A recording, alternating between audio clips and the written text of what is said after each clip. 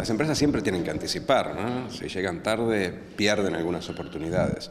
Yo creo que el segundo semestre, es decir, la recuperación, ya se ve. Lo que pasa es que es una recuperación desigual, entonces no todos ven la misma película, y es lenta, y va a ser lenta. Nuestro crecimiento va a tardar en arrancar, no va a haber un rebote como el que nos tienen acostumbrados a las crisis. Después de las crisis es mucho más fácil rebotar violentamente porque perdiste mucho más.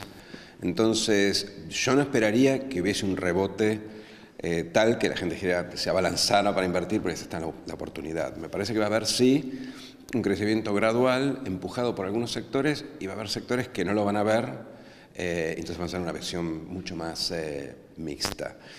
Me parece que, por ejemplo, la inversión ya está creciendo, simplemente basta mirar las importaciones de maquinaria pesada, de bienes de capital, que ha venido subiendo bastante fuertemente, pero que espero que vaya a crecer este año posiblemente un 10%. De hecho, lo interesante de ese punto es que aumenta la inversión, pero parte de esa inversión impacta sobre importaciones más que sobre demanda local, lo cual es medio inevitable cuando uno habla de reconversión tecnológica de las firmas o de ampliación tecnológica, porque uno va a buscar esa tecnología afuera. Pero también tenemos un aumento de la inversión pública muy ostensible, sobre todo en los últimos meses, y creo que eso va a seguir en el año.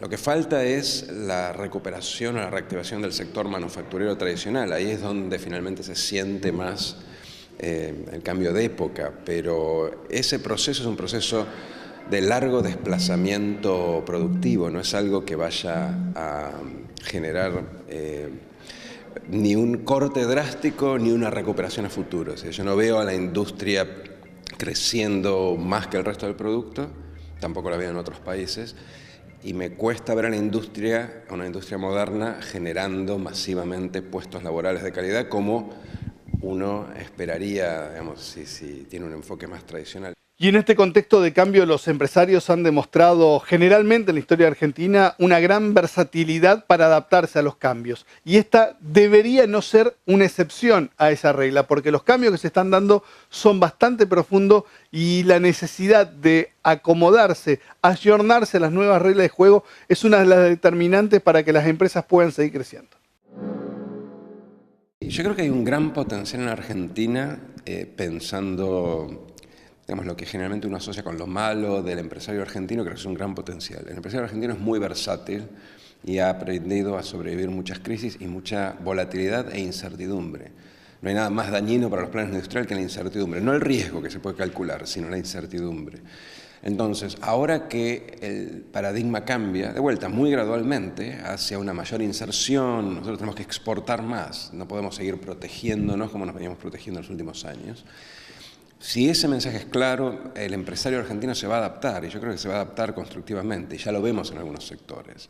Lo que pasa es que todo proceso lleva tiempo, entonces muchas veces lo que estás viendo como un freno o una frustración es parte del tiempo que te lleva girar ese transatlántico que es el perfil productivo de un país tan complejo como Argentina. Entonces me parece que yo soy, en el mediano plazo, en ese sentido en particular, muy optimista. El empresario argentino es un insumo excepcional para ese cambio. Si tenemos pequeñas empresas que tienen problemas de escala, de costos fijos, por ejemplo, para financiarse o para exportar, ese es un problema en particular que ciertamente es más asociado a lo que nosotros pensamos como pyme. Pero hay empresas medianas dentro de las pymes que son muy activas, muy dinámicas, que exportan, que incluso están contratando porque crecen y aparte tienen investigación y desarrollo adentro. O sea que es un fenómeno muy variado. Y después tenemos las micro o los emprendedores que tienen un problema distinto, que es el del enanismo propio de toda Latinoamérica, en particular Argentina. Hay muchas empresas chicas en Argentina y hay pocas empresas medianas en Argentina. Entonces, cuando hablamos de las pymes, hay que elegir qué es lo que uno quiere hacer. Si me preguntara, yo creo que lo que tenemos que hacer es tratar de que las empresas crezcan. Quizás no tener más empresas, sino tratar de que las que van apareciendo crezcan. O sea, que aumenten de escala, que tengan acceso a otros mercados. Me parece que por ahí va la cosa. En la discusión de las pymes el término es tan abarcativo que a veces se pierde un poco la dirección de la política. Me parece que hoy tenemos que fomentar que las pequeñas sean medianas. Y que lo sean incorporando tecnología, investigando o por ahí adaptando tecnología, porque el tamaño no te deja hacer investigación durante 10, 15 años, pero sí puedes copiar que de hecho hay países en el Asia que se han desarrollado básicamente copiando.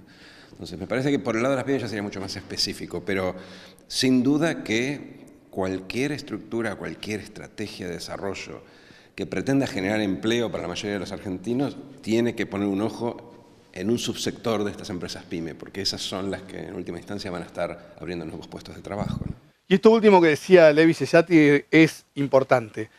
Tal vez más importante el pensar que las empresas puedan crecer más de lo que son hoy aquellas micro que pasen a ser pequeñas, las pequeñas a medianas, a tratar de generar mayor cantidad de empresas y que no tengan una posibilidad de continuar en el tiempo. Y lo que se puede hacer se está haciendo, y creo que está claro, o sea, hay un proceso de desburocratización, hay un proceso de reducción de costos financieros. Creo que algunos de estos procesos, te pongo un caso, por ejemplo, la ventanilla única de comercio exterior, llevan 4 o 5 años armarlos. Ya está en ciernes, ya se está moviendo ese camino, esa autopista, pero cuando llegamos, dentro de 4 o 5 años, no vas a ver nada hasta dentro de 4 años. Pero hay muchas de estas pequeñas medidas que están llevándose a cabo. Luego tenés el tema de los impuestos, que es el tema que aparece siempre primero en cualquier lista de problemas de competitividad argentina. De hecho, hay empresas argentinas que son, empresas manufactureras que son competitivas hasta salir de la fábrica y luego pierden competitividad.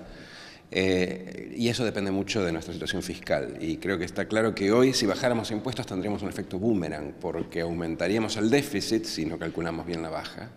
Y ese aumento del déficit te pegaría en menor inversión, aumento del costo financiero, etc. O sea, lo que ganarías por un lado lo perderías por el otro. Me parece que el tema de impuestos es el más complicado y que va a llevar más tiempo, pero todo lo que tiene que ver con infraestructura, desburocratización, logística, yo creo que ahí sí se va a avanzar, creo que se está avanzando y que vas a ver los frutos relativamente pronto. Pero lo que pasa con la maraña de impuestos es que tenés que resolverla toda de a una. Imagínate que vos bajás impuestos a nivel nacional y de pronto te hace un offset, te arbitra en esa baja de impuestos las provincias subiendo sus impuestos.